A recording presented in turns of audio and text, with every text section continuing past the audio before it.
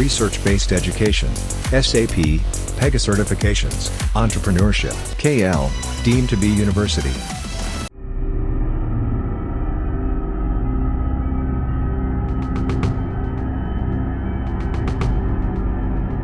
కాచిగూడ చనిపోయిన శ్రీకాంత్ స్టంట్స్ చేస్తూ చనిపోయాడు. అయితే దాని గురించి మాట్లాడడానికి మనతో పాటు సోషల్ యాక్టివిస్ట్ కృష్ణకుమారి గారు ఉన్నారు. అదేవిధంగా డాక్టర్ హరిశ్చంద్ర గారు ఉన్నారు.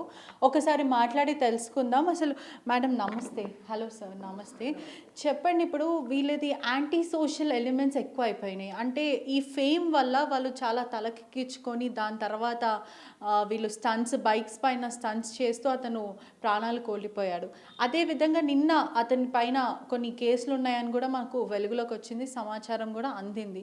దాని ప్రకారం రౌడీ షీటర్గా అతని పేరు అయితే కేసులో నమోదై ఉంది. అంటే కొన్ని గ్యాంగ్స్ మెయింటైన్ చేస్తూ అదేవిధంగా పిటి కేసులు ఇవన్నిటిపైన ఆయన కేసు పైన అసలు ఏం జరిగిందని నేను తెలుసుకునే ప్రయత్నం చేశాను. అంటే ఎవరైతే కుటుంబ సభ్యులు ఉన్నారో వాళ్ళతో మాట్లాడే ప్రయత్నం చేసిన ఆ క్రమంలో రౌడీ షీటర్ ఎలా అంటారు అని చెప్పి నా పైన దాడి చేశారు, అబ్యూజింగ్ వర్డ్స్ మాట్లాడారు, ఇలా చాలా నానా రచ్చ చేశారు.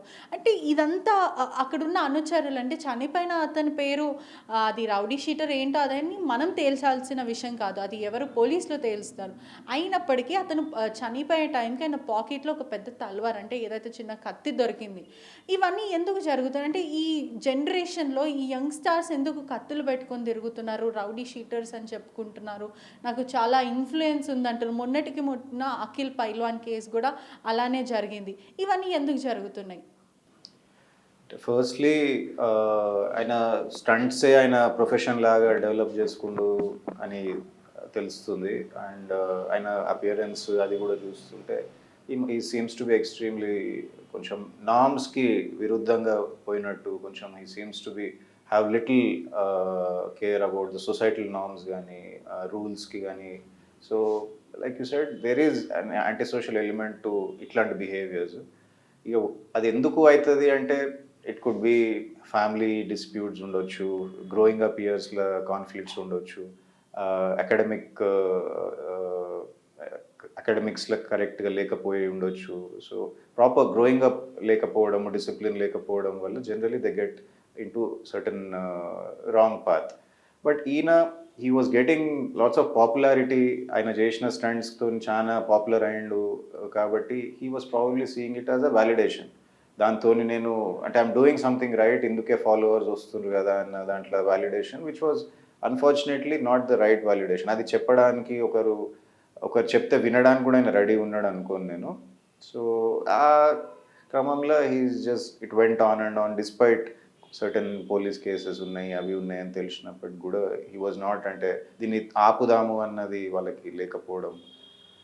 మీ సెకండ్ క్వశ్చన్ అంటే దాని తర్వాత మీ పైన అంటే మీ వాట్ ఎవర్ జర్నలిస్ట్ల పైన వాళ్ళు చేసిన అటాక్స్ అనుకోండి, అవి అనుకోండి, it's more like country mob mentality లాగా కూడా ఉండొచ్చు.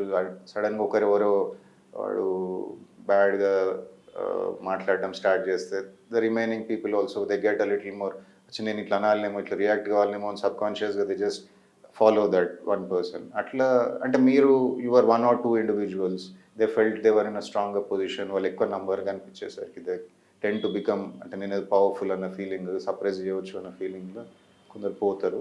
Probably that's what happened. But end of the day I think ఈ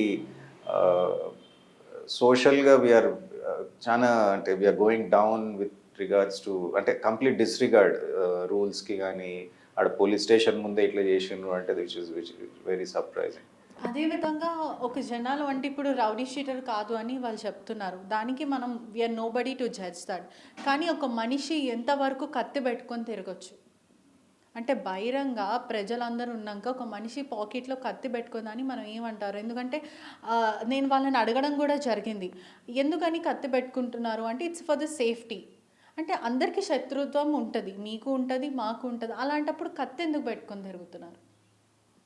yeah that again it could be ఆయన ఇనిషియల్గా అది ఇప్పుడు మనకు ఆయన పెట్టుకొని తిరిగిండని now that we're aware. So I was always carrying it or uh రోజు క్యారీ చేసిండా వీఆర్ నాట్ ష్యూర్. కానీ అదే అంటే నేను ఏం చేసినా నడిచిపోతుంది, పోలీసులు పిలుస్తుండ్రు, వార్నింగ్ ఇస్తుండ్రు, that didn't seem like a big thing ఆయన మైండ్లో. సో హీ వాజ్ నేను ఇంతమంది నాకు ఐ కెన్ ఇన్ఫ్లుయెన్స్ పీపుల్ అన్న భావన ఉన్నప్పుడు they get little overtaken by the reality కొంచెం దూరంగా దే కైండ్ ఆఫ్ సెన్స్ కొంచెం ఒక సెన్స్ ఆఫ్ హై కానీ సెన్స్ ఆఫ్ ప్రైడ్ కానీ సో ఆ దాంట్లోకి పోయినప్పుడు they get carried away. So అందులో నాకు ఇక రూల్స్ లేవు. So yes, it's not safe of course. ఆయన యాక్చువల్లీ ఈ ఇన్ఫ్లుయెన్స్ని he could have turn in to something nice, something positive. ఆ స్టంట్స్ చేసుకుంటూనే సేఫ్టీని ప్రమోట్ చేస్తుండే, హెల్మెట్ వేసుకోను, whatever he could have done all that. Unfortunately he didn't follow that path. ఆ stunts కూడా చాలా డేంజరస్ ఉన్నాయి. ఇప్పుడు ఎవరైనా బైక్స్ నడిపే వాళ్ళు చాలా ప్యాషనేట్ ఉంటారు, చాలా లవ్తో చేస్తారు ఈ స్టంట్స్ అన్నీ కూడా. ఇవన్నీ కూడా అవుట్స్కట్స్లో మోస్ట్లీ జరుగుతుంటాయి. ఏదైతే ట్రాఫిక్ ఏరియాలో స్టంట్స్ చేయడం చాలా రూల్స్కి వ్యతిరేకం. అదేవిధంగా అతను హెల్మెట్ వేసుకోకపోవడము, ఒక్క హ్యాండ్ వదిలేయడం, దాని తర్వాత బండి మీద నించొని వీల్స్తో అతను బ్యాలెన్స్ చేసుకోవడము, ఇదే విధంగా దీనివల్ల ప్రజలకు కూడా ఇబ్బందే. ఎందుకంటే అతను ఫాలో అవ్వట్లేదు, దానివల్ల ప్రజలు కూడా చాలా పానిక్ అవుతారు. అరే ఈయనేంటి అలా వదిలేసి నడిపిస్తున్నారని ఒక భయం ఉంటుంది. ఇతననే కాకుండా చాలామంది అలానే బైక్ల మీద స్టంట్స్ చేసుకుంటూ ఇబ్బంది పెడుతున్నారు ప్రజలని అని చెప్పొచ్చు. ఏమంటారు మేడం దీని నుంచి అంతా? అసలు ఈ మొత్తం చూసిన తర్వాత అర్థమవుతుంది ఏంటి అంటే, కుటుంబ నేపథ్యం సరిగా ఉండకపోవడము, భద్రమైన బాల్యం లేకపోవడం. అంటే ఈ శ్రీకాంత్ అనేవాడు హఠాత్తుగా ఒక 21 ఏళ్ళ అబ్బాయి కాదు కదా. పుట్టినప్పటి నుంచి అతని కుటుంబంతో అతను కుటుంబంలో పేదరికం కారణంగా అతనికి ఏ గుర్తింపు లేకుండా ఉండడం జరిగి ఉంటుంది. అయితే ప్రతి మనిషికి ఏంటంటే తనకొక సొంత ఐడెంటిటీ కావాలని ఉంటుంది. కుటుంబం ద్వారా కావచ్చు, తండ్రి ద్వారా కావచ్చు, తల్లి ద్వారా కావచ్చు. చిన్నప్పుడు చెప్తుంటారు కదా స్కూల్లో, మా ఫాదర్ ఆ ఉద్యోగం చేస్తారు, ఈ ఉద్యోగం చేస్తారు, ఇది చేస్తారు, అది చేస్తారు. వాళ్ళకి ఏ ఐడెంటిటీ ఉండదు. అలా అయిపోయిన తర్వాత వీళ్ళకి సరైన చదువులు అవ్వవు. ఇప్పుడు చదువు ద్వారా కూడా ఐడెంటిటీ తెచ్చుకుంటాం మనం, ఆటల ద్వారా, పాటల ద్వారా తెచ్చుకుంటాం. అలాంటి అవకాశం ఏమీ లేనప్పుడు నాకు ఒక ఐడెంటిటీ కావాలి, నాకు ఒక గుర్తింపు కావాలనే తాహతాలో వీళ్ళు ఏం చేస్తారు అంటే, ఇలాంటి ప్రమాదకరమైన గుర్తింపు కోసం ప్రయత్నం చేస్తూ ఉంటారు. దీనికోసం ఎంత సాహసమైన, అది వాళ్ళ ఉద్దేశంలో అది నార్మల్ అనుకుంటారు వాళ్ళు. మనకి చూసే వాళ్ళకి అది సాహసంలో అనిపిస్తుంది. అయితే ఏది ఏమైనా నేను ఏం చేసైనా సరే నలుగురిలో నేను గుర్తించబడాలి, అది ఒక ఉద్దేశంగా వెళ్ళిపోతుంది. ఇది ఎంత ప్రమాదము, ఒకవేళ నాకు ఈ దీనిలో ప్రమాదం జరిగితే, నాకు ఏదైనా అయితే నా తల్లిదండ్రులు ఎలా ఉంటారు, ఏమనుకుంటారు, ఏమవుతుంది, మరి చుట్టూ ప్రపంచం మా అమ్మని మా నాన్నని మీరు మీ అబ్బాయిని సరిగ్గా పెంచలేదని అంటారా, ఇలాంటి ఫియర్ ఏమీ ఉండదు అనమాట ఇట్లాంటి వాళ్ళకి. ఈ లేకుండా వీళ్ళు మళ్ళీ ఇలా చేసేదాన్ని ఇంకా కొంతమంది చేత ఒప్పించే ఒక సమూహాన్ని ఏర్పరచుకుంటారు. ఒక మాస్ హిస్టీరియా లాగా అనమాట. వీళ్ళందరూ అంటే వీడు ఏం చేసినా అది కరెక్ట్ అంటారు వాళ్ళు. అలాగే ఫాలోవర్స్ అని వీడు ఫీల్ అవుతూ ఉంటాడు. అయితే ఇది మొత్తం ఏంటి, అసలు ఒక భయం అనేది లేకపోవటం. ప్రతి మనిషికి ఏదో ఒక ఏరియాలో ఒక భయం అనేది ఉండాలి. ఇలాంటి వాళ్ళకి కానూన్ అన్న, పోలీస్ అన్న, వ్యవస్థ అన్న అసలు ఎలాంటి భయం ఉండదా? భయం, బాధ్యతలు ఏమి ఉండవా? అంటే వీళ్ళకి కుటుంబం అన్న మొదటగా కుటుంబం నేర్పాలి ఇట్లాంటి. తర్వాత స్కూల్కి వెళ్తే స్కూల్లో నేర్పించాలి. అలాగే ఇంకా పెరిగిన తర్వాత వాళ్ళు పై చదువులకు వచ్చి లేదంటే చుట్టుపక్కల ఉన్న వాళ్ళని చూసి నేర్చుకోవడం అనేది ఉంటుంది. కానీ ఈ అబ్బాయి విషయంలో అలాంటివి ఏవి ఉన్నట్లు కనిపించట్లా. ఇప్పుడు ఇలాంటి బ్యాక్గ్రౌండ్స్ నుంచి వచ్చే తల్లిదండ్రులు అరకొరగా చదువుకుని ఉంటారు, వాళ్ళకి తెలియదు. ఇప్పుడు ఏంటి చట్టము, ఇప్పుడు ఒక మనిషిని భయం అన్నా నడిపిస్తుంది, భక్తి అన్నా నడిపిస్తుంది. వీళ్ళకి భయం ఉండదు, భక్తి ఉండదు. మరి ఇలాంటి కండిషన్లో వీళ్ళు ఇలాగే అయిపోతారు, ఇదే కరెక్ట్ అనుకుంటారు. అంటే ఏ గుర్తింపు లేని చోట అసలు మనం ఎవరమో, మనం ఏంటి అనేది ఆ గుర్తింపు కోసం ఎంత సాహసమైనా చేస్తారు. పైగా వీటన్నిటిని మించి ఒక ఊరిలో ఇలా సాహసం చేసే అబ్బాయి ఉన్నాడు అని పక్క బజారుకి కూడా తెలిసే అవకాశం ఉండకపోవచ్చు, లేదంటే పక్క ఊరికి తెలిసే అవకాశం ఉండకపోవచ్చు. ఇప్పుడు ఈ టెక్నాలజీ వచ్చేసిన తర్వాత, ప్రతి వాళ్ళ చేతుల్లో స్మార్ట్ ఫోన్ వచ్చేసిన తర్వాత, అది చదువుకి, డబ్బుకి, దేనికి సంబంధం లేని విషయం అయిపోయింది. ఈ స్మార్ట్ ఫోన్ కొనేసేసి ఈ స్మార్ట్ ఫోన్లో ఇవన్నీ చేసేసేసి ఇది అందరికీ బహిరంగపరుస్తున్నారు. అంటే తద్వారా వీళ్ళు ఎక్కువ పాపులారిటీ, అంటే నాకు ఎన్ని లైక్లు వచ్చినాయి, వీళ్ళు ఇన్స్టాగ్రామ్లో పెడుతున్నారు. ఇప్పుడు ఈ ఇన్స్టాగ్రాము పేజ్ ఉన్న వాళ్ళకి యూట్యూబ్ ఇవన్నీ ఉండేవాళ్ళు, వాళ్ళు ఎంత చదువుకున్నారు, వాళ్ళకి ఏం తెలుసు అంటే చెప్పలేము వాళ్ళకి. కానీ ఇవన్నీ ఆపరేట్ చేయడం అయితే వచ్చేస్తుంది. దీనివల్ల వీళ్ళకి విపరీతంగా చాలామందికి నేను తెలుసు అనే ఒక భావం ఏంటి అంటే, వాళ్ళందరూ లైక్ పెట్టారు అంటే నేను చేసేది కరెక్ట్గా ఉంచు అంటే అతను అప్రూవల్ని వాళ్ళ ముందు పెడుతున్నాడు. వాళ్ళు కూడా లైక్ చేస్తున్నారు. వాళ్ళు ఎందుకు లైక్ చేస్తారు? నేను ఇలా చెయ్యాలనుకున్నా, నేను చేయలేకపోతున్నాను, వాడు ఎవడో చేస్తున్నాడు అని దాని మీద వాళ్ళు లైక్ చేస్తారు. వాళ్ళు లైక్ చేసేసరికి వీడేమనుకుంటాడు, నన్ను ఇంత లైక్ చేస్తున్నారు. పైగా వీళ్ళు ఒక ఊహా ప్రపంచంలోకి వెళ్ళిపోవటం, అసలు విపరీతంగా ఆ టాటూలు వేయించుకోవడం, ఇవన్నీ ఒకళ్ళని చూసి ఒకళ్ళు. ఇప్పుడు ఎవరైతే మీ మీదకి మాబ్గా వచ్చారు అంటున్నారో వాళ్ళందరూ దాదాపు నాకు అర్థమైనంతలో ఏదో ఒక ఏరియాలో ఇలాంటి ప్రమాదకరమైన లైఫ్ స్టైల్లోనే ఉండుంటారు. వాళ్ళ లైఫ్ స్టైల్ కూడా చాలా డేంజరస్గా కనిపిస్తుంది. అంటే వాళ్ళ మాట తీరు కూడా చాలా ఇబ్బంది పెట్టేలాగా అబ్యూజివ్ మాటలు మాట్లాడుతూ, అంటే వాళ్ళు ఇప్పుడు నాతోనే చేసిన వాళ్ళు సొసైటీలో ఇంకెంతమందికి చేశారో. అంటే ఇప్పుడు అక్కడ జరిగింది ఏంటి, అసలు ఏం జరిగిందని నేను ప్రశ్నించాను. అసలు మీరు మా వాడి గురించి ఎలా తప్పుగా చెప్తారు, అసలు ఏం జరిగిందో కూడా చెప్పండి అంటే కూడా దే వర్ నాట్ రెడీ. అంటే అది యాక్సెప్ట్ చేయడానికి కూడా రెడీగా లేదు.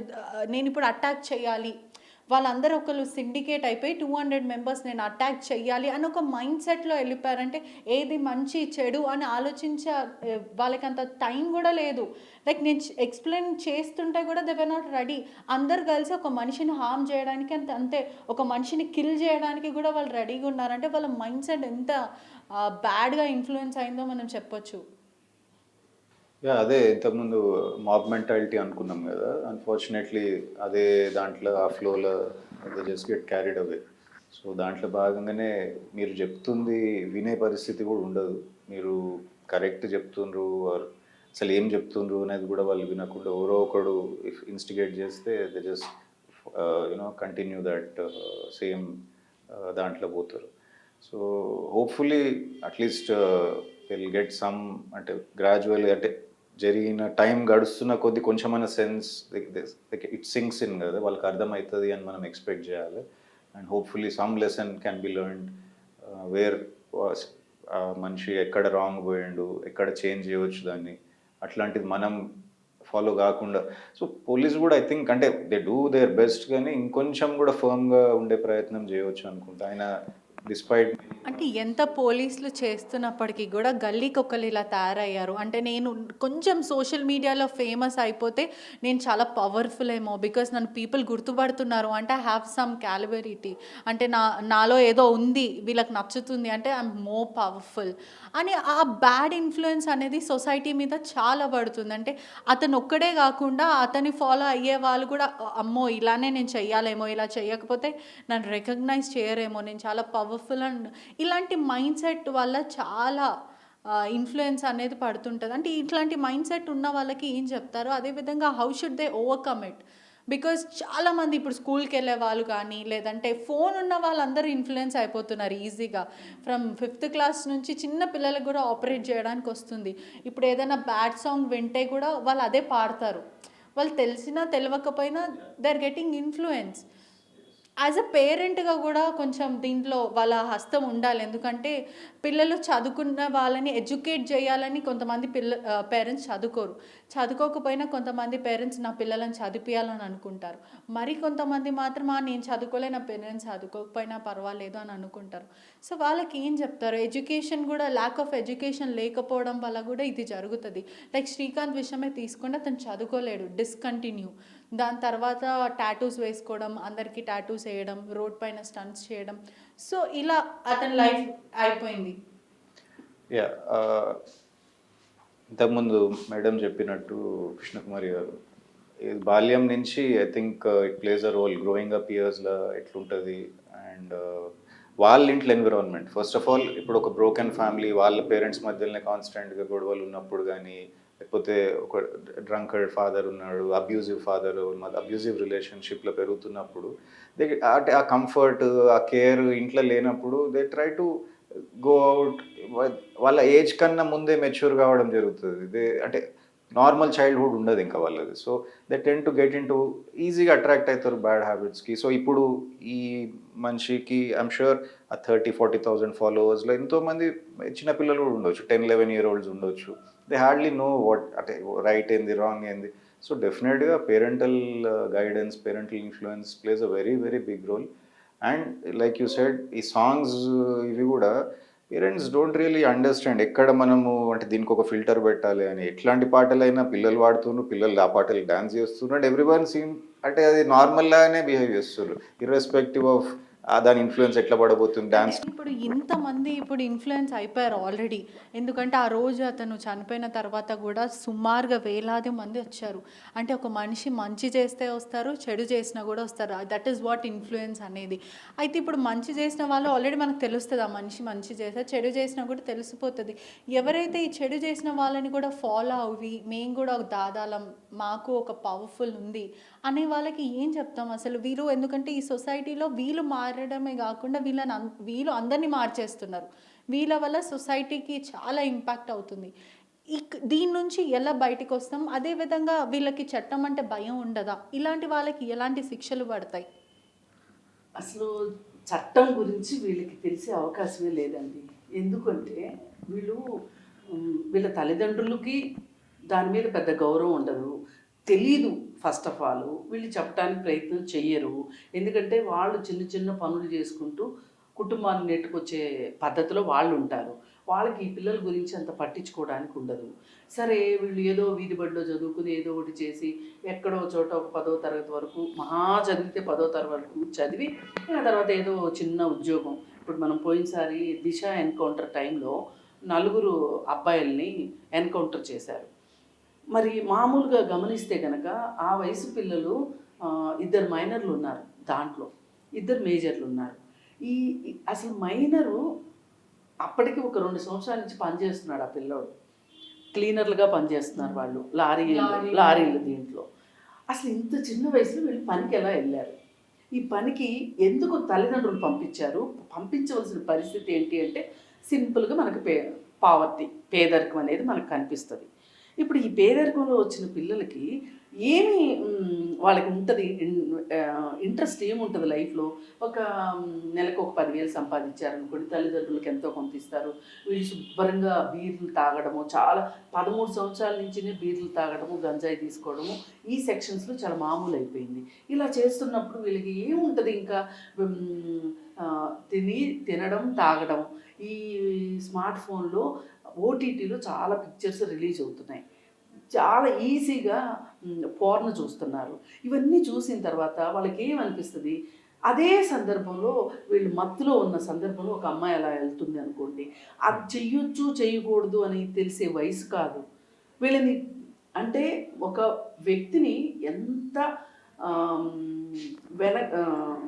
నేరస్తుడిగా చేయడానికి అవకాశం ఉన్న పరిస్థితులు మన చుట్టూ ఉన్నప్పుడు వాళ్ళు నేరస్తులుగా అవడానికి అవకాశం ఉంది. దీనిలో మంచి పౌరులుగా అవడం అంటే మిరకిల్లా ఉంది.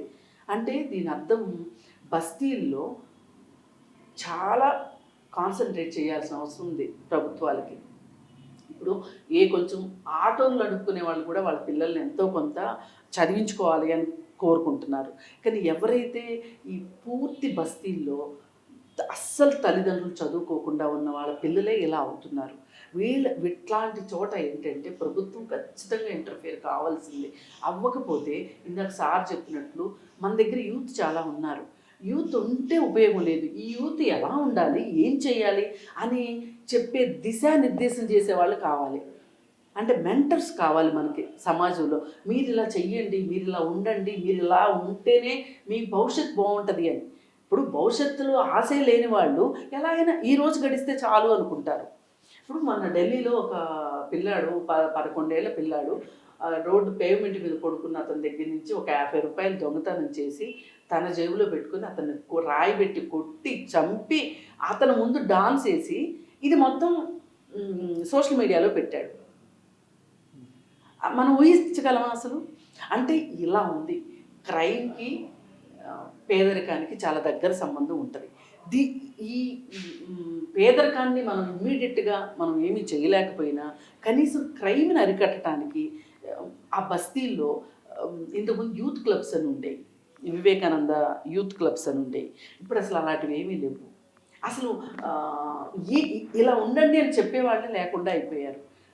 ఆ మార్పు కనుక రాకపోతే మన దేశంలో ఎక్కువ యూత్ ఉంటారు, కానీ యూత్కి ఏం చేయాలో తెలియదు, ఎలా చేయాలో తెలియదు, ఏం చేయాలి ఎలా చేయాలి తెలియదు అన్నప్పుడు చేసే పనులు ఇలాగే ఉంటాయి. మొదట ఈ మార్పు అనేది తల్లిదండ్రుల నుంచి రావాలని ఖచ్చితంగా చెప్తారా? ఎందుకంటే పావర్టీ అని అంటారు. స్కూల్స్ ఉంటాయి, గవర్నమెంట్ స్కూల్స్ ఉంటాయి, వేకెన్సీస్ కూడా ఉంటాయి సీట్లో, కానీ వాళ్ళకి అక్కడ చదివించాలని ఉండదు. పెద్ద స్కూల్లో చదివించాలని ఉంటుంది, లేదంటే స్కూల్స్కి ఉన్నాక కూడా వెళ్ళని వాళ్ళు ఉంటారు. అంటే పేరెంట్స్ పుషప్ చేయాలి. ఇక్కడ పరిస్థితులు ఎలా ఉన్నాయంటే, ఇప్పుడు ఈ పిల్లల్ని భద్రంగా చూసుకునే పరిస్థితులు తల్లిదండ్రులు ఉంటారా? వాళ్ళు పనులు ఎదుర్కొనే పనిలోనే వాళ్ళు ఉంటారు, వాళ్ళు జీవనం గడపడమే కష్టం అన్నట్లుంటారు. ఇప్పుడు ఒక మనిషికి ఇల్లు, విద్య, వైద్యం ఈ 3 అవసరాలు కదా. ఈ బేసిక్ నీడ్స్కి వాళ్ళు సంపాదించే డబ్బులు సరిపోవట్లేదు. అలాంటప్పుడు వాళ్ళు అసలు చదువు మీద ఏదైనా పెట్టాలి అనే ఉద్దేశం కూడా లేదు. అసలు అంత పట్టించుకోవాలి అనే ఓపికలో వాళ్ళు లేరు. ఎందుకంటే ఖచ్చితంగా చాలా కుటుంబాల్లో 99.9 ఫ్యామిలీస్లో ఇలాంటి బ్యాక్గ్రౌండ్స్లో ఉన్న పిల్లలకి ఫాదర్ ఖచ్చితంగా తాగుబోతు అయి ఉంటాడు. ఈ తాగుబోతు ఈ తండ్రి ఇంటికి వచ్చిన తర్వాత అతను చూపించే హింస ఏదైతే ఉంటుందో, తల్లి మీద చూపించే హింస ఈ పిల్లాడు చూస్తాడు. పిల్లలు ఎవరైనా సరే చూస్తారు. చూసిన తర్వాత వాళ్ళకి ఏంటంటే ఇది ఎక్కడ చూపించాలి, ఈ కోపం ఎక్కడ, తండ్రి మీద తిరగబడడానికి ధైర్యం సరిపోదు. అందుకని ఇలాంటి పిల్లలే ఉంటారు వాళ్ళ సమూహంలో. వాళ్ళందరూ వాళ్ళ ఎక్స్పీరియన్సెస్ మాట్లాడుకున్న తర్వాత పీర్ గ్రూప్ అనమాట. ఇంకా ఆ వయసు పిల్లలు ఎలా ఆలోచిస్తారు, మంచి చెడు వాళ్ళకేం తెలుసు అని వాళ్ళు పక్క వాళ్ళకి చెప్తారు. అందుకే పేదరికము లో ఉన్నవాళ్ళు కాకుండా వాళ్ళ చేతిలోకి ఈ టెక్నాలజీ రావడం మరీ బాధాకరం అయిపోయింది. వాళ్ళు ఏం చేసైనా సరే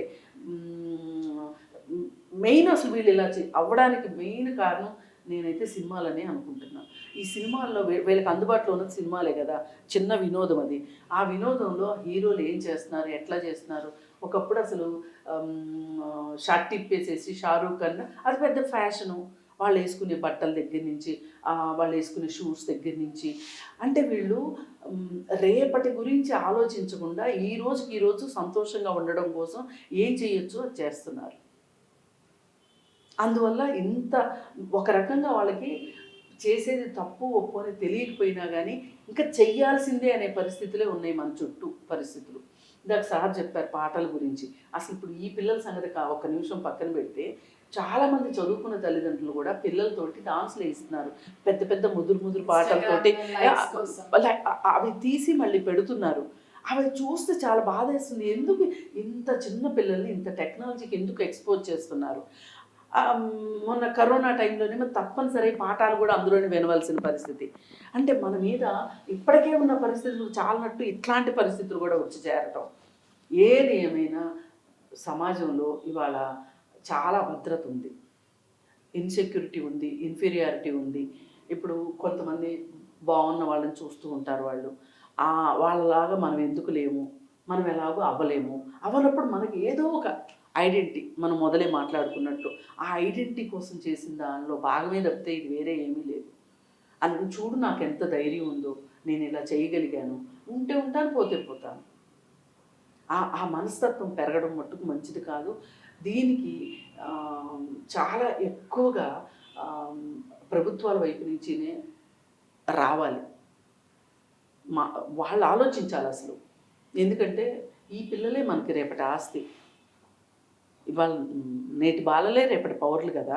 ఇప్పుడు ఈ శ్రీకాంత్ ఒకప్పుడు బాలుడుగా ఉన్న పరిస్థితుల్లో అతన్ని ఎలా ఉంచాలి అనేది ఆ తల్లిదండ్రులు తెలుసుకోలేకపోవటము, చేయలేకపోవడము. ఇవాళ శ్రీకాంత్ ఇలా తయారయ్యాడు. ఇప్పుడు శ్రీకాంత్కి ఫాదర్ లేడని చెప్తున్నారు, మదర్ ఉంది. ఆ మదర్ పరిస్థితి ఏంటో, తనకి హెల్త్ బాగుండదు. అదే కుటుంబ పరిస్థితుల్లో, కుటుంబం నుంచే స్టార్ట్ అవుతుంది. మరి కుటుంబం బాగుండాలి అంటే వాళ్ళకి సరైన ఉద్యోగం ఉండాలి. ఇలాంటి పరిస్థితుల్లో సైకలాజికల్గా మార్పులు వచ్చేటప్పుడు ఈ మన కల్చరల్ ఆస్పెక్ట్స్ చాలా ప్రభావితం ఉంటాయి. ఈ సినిమాలు కావచ్చు, సెల్ ఫోన్లు కావచ్చు, ఇవన్నీ. అసలు వేరే దేశాల్లో ఇన్ని ఫోన్లు అందుబాటులో ఉండవు, మన దేశంలోనే ఉంటుంది. ఫ్రీ డేటా ఇచ్చేశారు ఒకప్పుడు, ఇప్పుడు డేటా కొనుక్కోవాల్సి వస్తుంది. ఓ పక్కన సిగరెట్లు, ఓ పక్కన గంజాయి, ఓ పక్కన డేటా, ఓ పక్కన మందు, ఓ పక్కన బిర్యానీ. ఇన్ని అవసరాలు వీళ్ళకు ఉంటున్నాయి. దానికోసం ఏ సాహసమైనా చేస్తారు. అంటే ప్రభుత్వం వీటిపైన ఏదైనా క్యాంపెయిన్ చేయడం కానీ అలాంటివి ఏదైనా చేస్తే బాగుంటుంది అనుకుంటున్నారా మీరు? ఖచ్చితంగా క్యాంపెయిన్ చేయాలి. ప్రభుత్వాల ఉద్దేశం ఏంటి అంటే, ఆ మధ్య షీటీవ్స్ పెట్టింది గవర్నమెంట్ లాస్ట్ టర్మ్‌లో. షీటీవ్స్ పెట్టిన దానివల్ల వాళ్ళు బస్ స్టాపుల్లో అట్లా డెకాయ్ ఆపరేషన్స్ అవి చేసి వాళ్ళని తీసుకుని రావటము, ఆ తీసుకుని వచ్చిన పిల్లలకి కౌన్సిలింగ్ ఇప్పించటము, అది చేయడం వల్ల అసలు మనము చేసేది గుట్టు చప్పుడుగా ఉండదు. గమనిస్తున్నారు, మనల్ని శిక్షిస్తారు అనే ఒక భయం అయితే వచ్చింది, థాట్ అయితే వచ్చింది. కానీ మరి ఈ ఈ ఈ పిల్లల దాకా ఈ విషయాలు ఎల్లుండవు బహుశా. అంటే ఇప్పుడు ఎవరైనా కంప్లైంట్ చేస్తేనే కదా షీటీమ్ అనేది వస్తుంది. అలాంటి పరిస్థితి కూడా అంటే వీళ్ళ పైన అంటే ఏదైతే బ్యాడ్ ఇన్ఫ్లుయెన్స్ జనాలు సొసైటీ పైన పడుతుందో వీళ్ళని ప్రభుత్వం పిక్ చేసుకొని అంటే కొంతమందిని లిస్ట్ అవుట్ చేయడం అలాంటిది ఏమన్నా సులువు అవుతుందా? అంటే ఎవరైతే చాలా ఇప్పుడు మొన్నటికి మొన్న రౌడీ షీటర్గా ఉన్నారు, అంటే ఇట్లా దగళ్ళు అని చెప్పుకునే వాళ్ళు రౌడీ షీటర్స్ అని చెప్పుకునే వాళ్ళు, ఎందుకంటే ఆల్రెడీ వాళ్ళకు ఒక ఫేమ్ అనేది ఉంటుంది, వాళ్ళ వల్ల థౌజండ్స్ ఆఫ్ పీపుల్ ఇన్ఫ్లుయెన్స్ అవుతున్నారు. సో ఇట్లాంటి వాళ్ళని ముందస్తుగా కొంచెం పిక్ చేసుకొని వాళ్ళకి ఏదన్నా కౌన్సిలింగ్ ఇవ్వడం కానీ ఇలాంటివి చేస్తే కూడా కొంచెం బెటర్ అని చెప్పొచ్చు మనము. అవును, అది చెయ్యొచ్చు. ఇప్పుడు మొన్ననే రీసెంట్గా వచ్చిన ప్రభుత్వం ఒక చిన్న ప్రకటన ఇచ్చింది.